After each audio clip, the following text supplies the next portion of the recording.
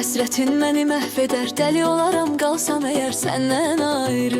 Sən bugünüm, sən dünənim, sənin qədər yox sevənim. Günüm gün olmaz ki mənim səndən ayrı.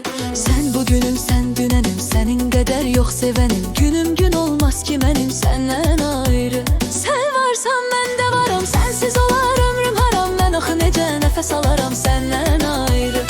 Ay mənim ömrüm, həyatım, sənlə arzularıma çatım. Keçməsin heç bir saatım səndən ayrı.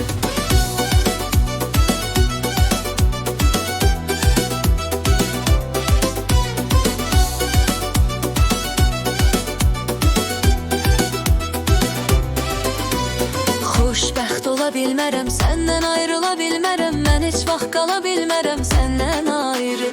Sən mənim hər an gərəyim, sən mənim arzum diləyim. Həsrətə dözməz ürəyim səndən ayrı.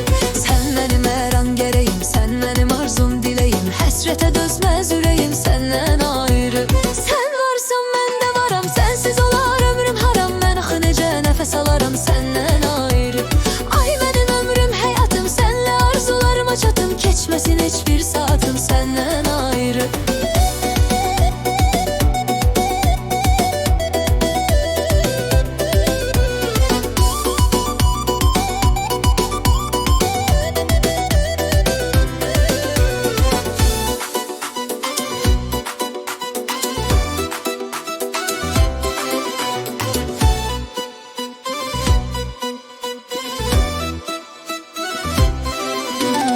Özün bilirsən axı sən yox səni mən qədər sevən. Yaşamağı neynirəm ki mən səndən ayrı.